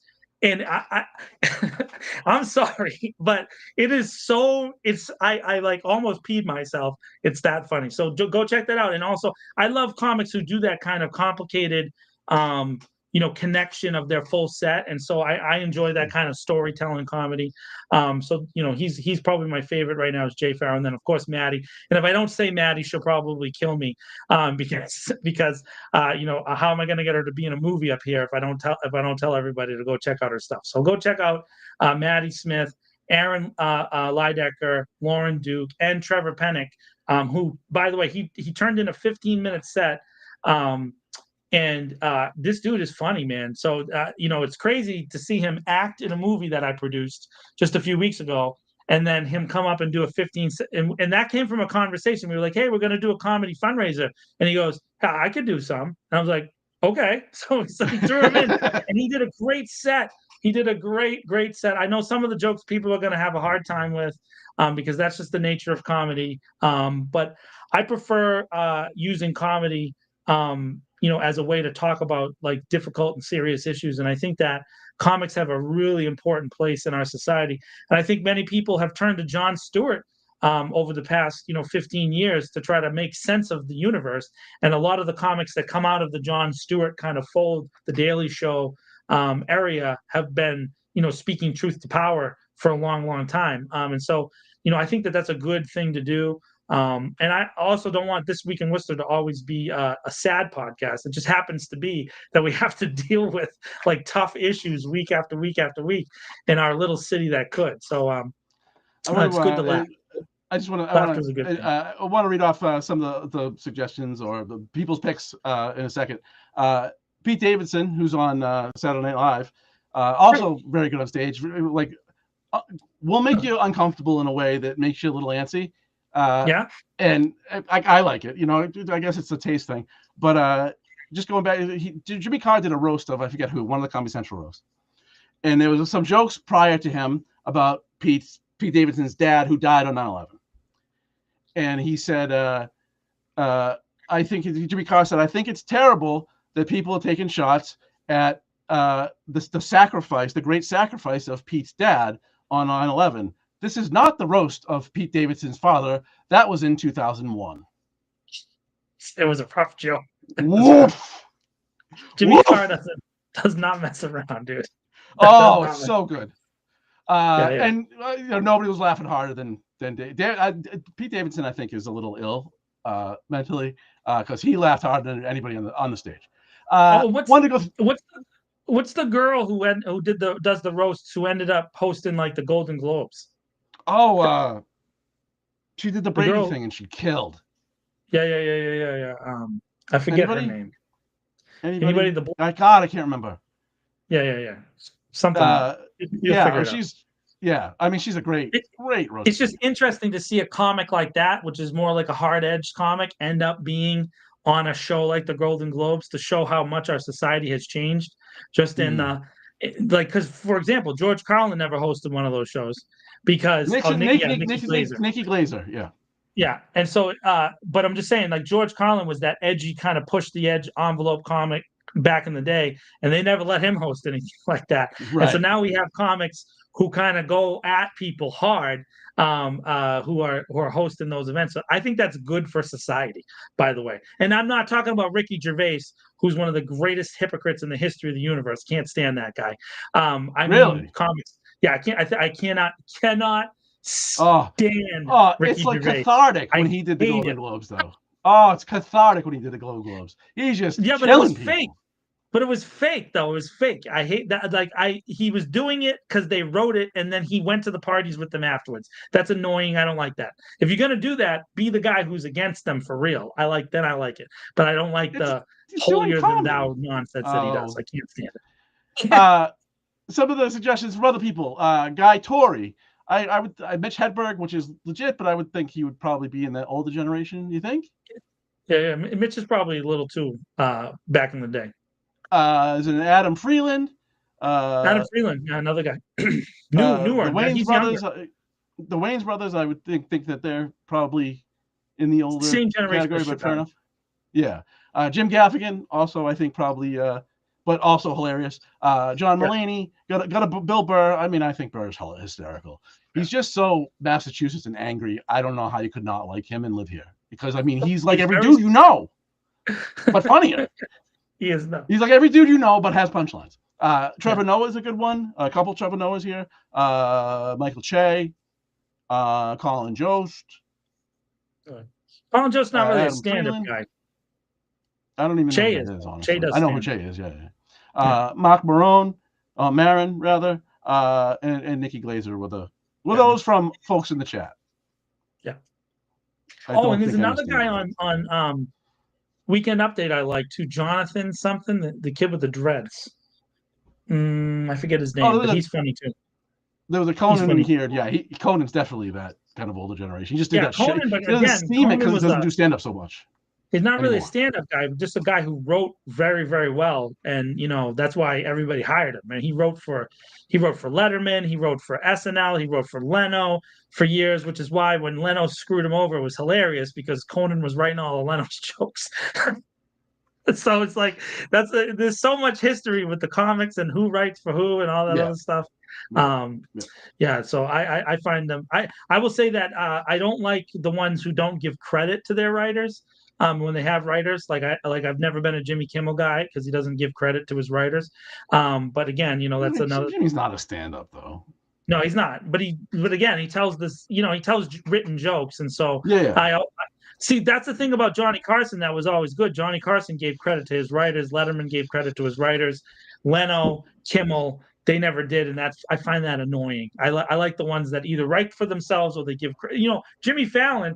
People don't like him because he's like a certain vanilla kind of thing, but he's funny in that sense. And then he also gives credit to the people who write for him. So I think I appreciate Fallon for that reason. And by the way, there always has to be a guy who gets like the middle of America, like kind of like late night dude. So I give Fallon a lot of credit. He stands in the middle a lot and takes it. He gets hammered a lot from a lot He of does. people. Poor guy. And he's had some cool guests on. He had one of the greatest indie kind of, in my view, rock bands of all time. He had Sunday Real Estate on that show. Yeah. On He has primetime TV, musicians which is on crazy. there. He's great with musicians, the people that he pulls in books. He's got he's a Slayer great on too. Yeah.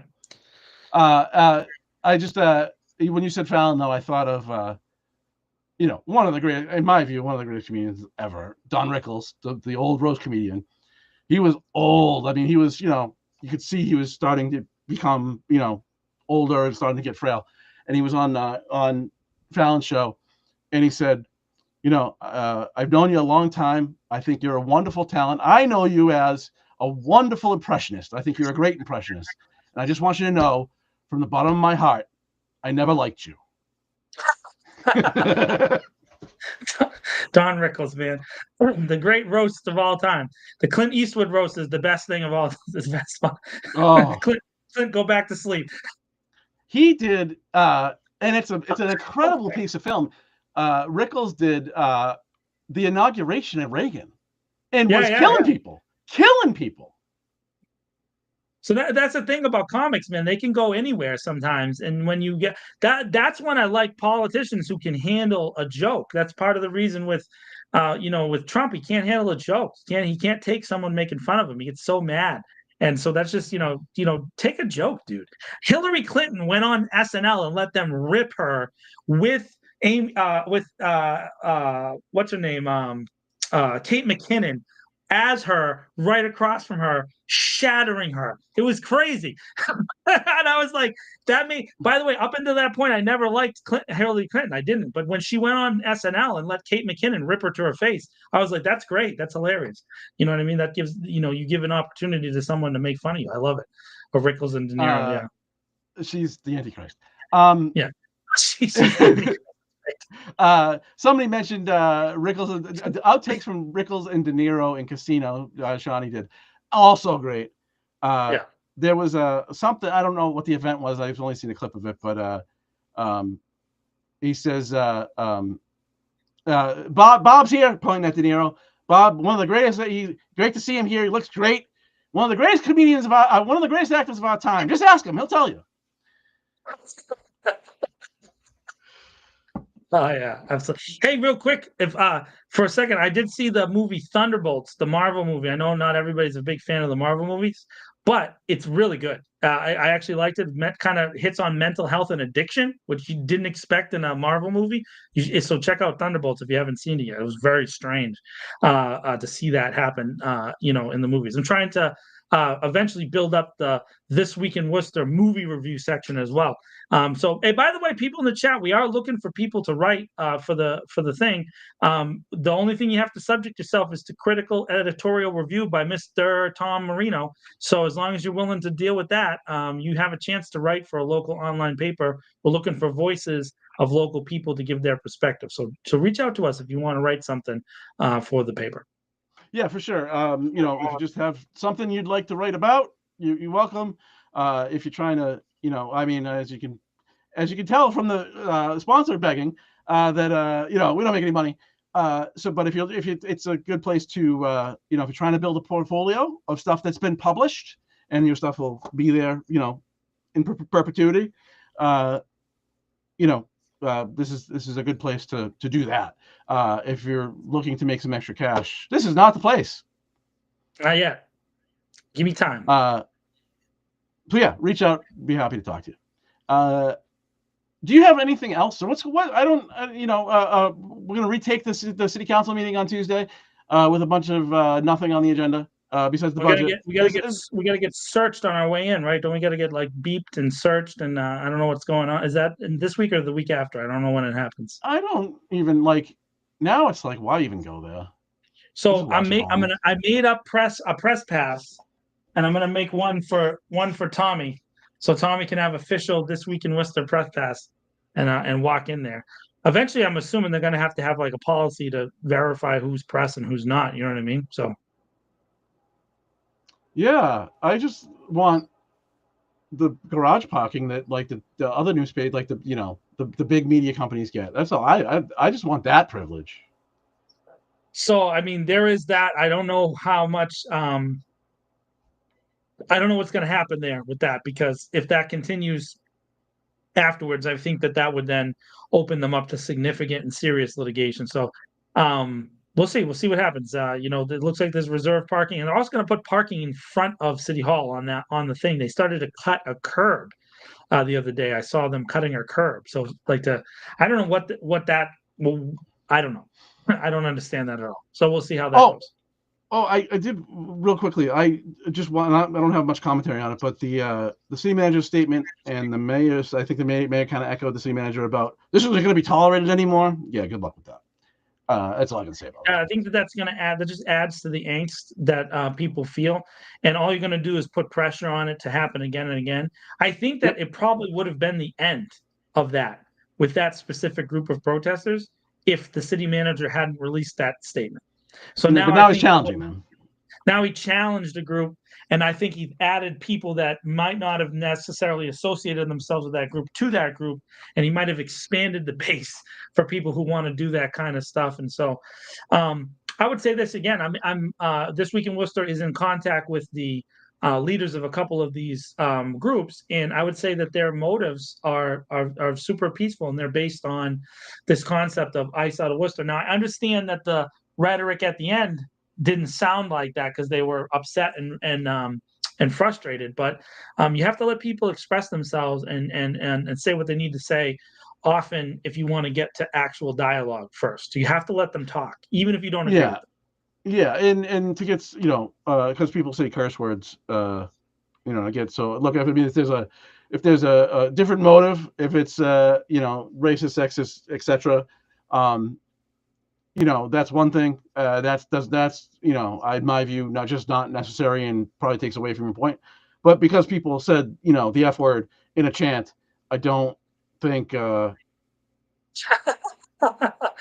guys a with troll no sources at the end of the night, man. Yeah, no sources. Yeah, of course, you got that, Henry. I love it when people check in just to be wrong. Yeah, that's great. Yeah. Good for you. Yeah, no sources. That's how we found out about a thing that everyone knows about. Yeah, literally everyone in the police department. That's all right. You go on, Henry. Right. Yeah. So I don't understand the point of all that's going to do is antagonize, and why would you, why in this situation would you want to antagonize? It doesn't make any sense to me. But yeah, I mean, you could have 5 items on that agenda and cover everything you actually needed to cover. The rest of it is largely performative and things that won't happen. Yeah.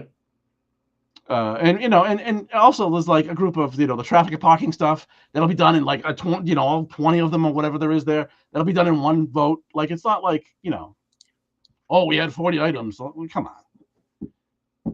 I don't know. Maybe pass an ordinance that says that it's there's actual real consequences to people who lie to internal investigators.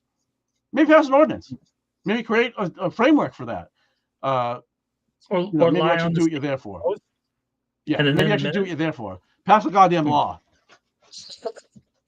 instead of orders that are you. Right, don't get going now because we're wrapping. We want to finish under 2:10. Okay, we're right. Look at that, putting the brakes on my. Oh, there was a rant coming too. There was a rant. We'll save that for next week. Yeah, we'll save that for next week.